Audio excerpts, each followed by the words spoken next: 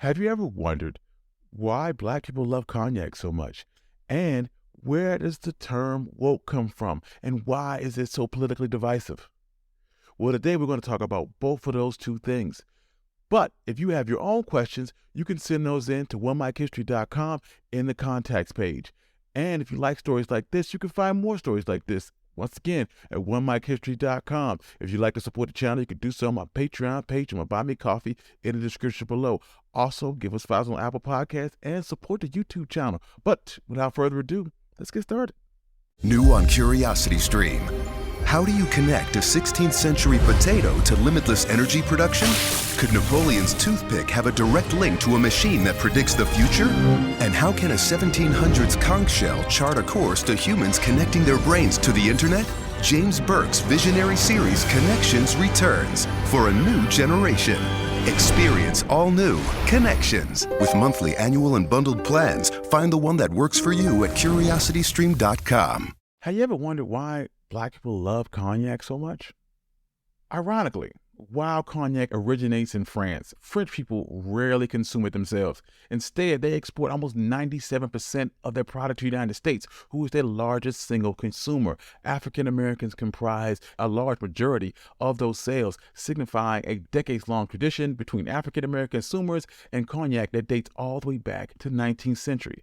Origins of cognac, though, can be traced back to the 16th century in the southwest region of France.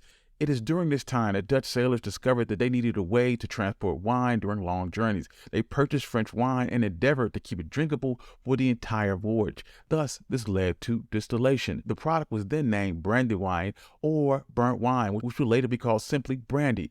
By the 18th, 19th centuries, burnt wine was being exported to England, Holland, Asia, and the Americas. During the First World War, more than 380,000 African Americans served in the Army, with 200,000 of them being sent to Europe. 21 years later, more than 1 million African American men and women of all branches of the United States Armed Forces served in World War II.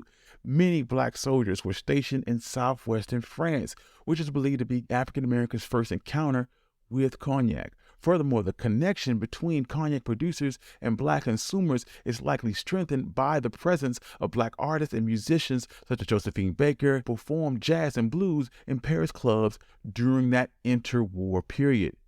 Cognac's popularity with African Americans was likely due to its representation in a country which celebrated Black culture rather than marginalizing it.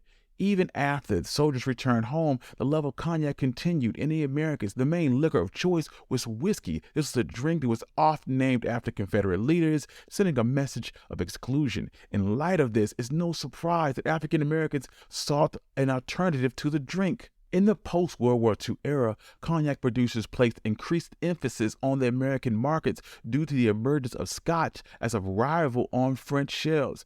To overcome this competition, cognac producers began targeting the African American demographic who developed a taste for the spirit.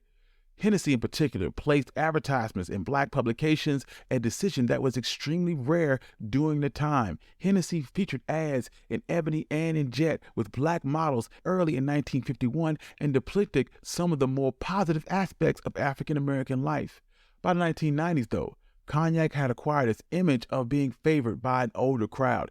Its popularity began to decline. However, references to cognac by rap artists and rap songs would change this image of an older crowd.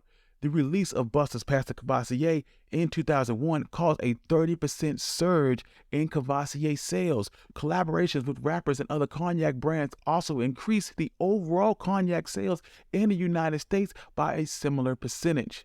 In response, the 4 major cognac brands, Cavassier, Hennessy, Martell, and Remy Martin, have studied the U.S. market closely and tailored their products accordingly.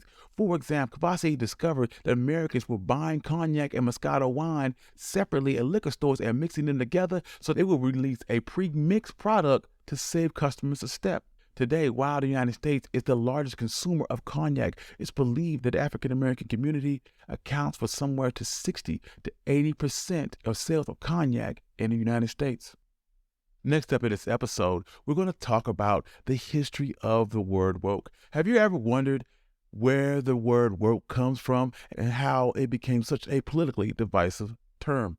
Before woke evolved into an all-encompassing term to describe left political ideology or for shorthand for people on the left in general, or even worse, weaponized as a soft N-word. But before 2014, the phrase woke and stay woke was simply a call for African Americans to be on the lookout or be careful in a system that was created to be unjust. The concept of wokeness can be traced back to the early 20th century in a call to action by Jamaican philosopher and social activist Marcus Garvey. In 1923, Marcus Garvey called for global black citizens to wake up Ethiopia, to wake up Africa. This call to action aimed to foster social and political awareness, and one of the earliest known examples of wokeness as an idea of black consciousness waking itself up.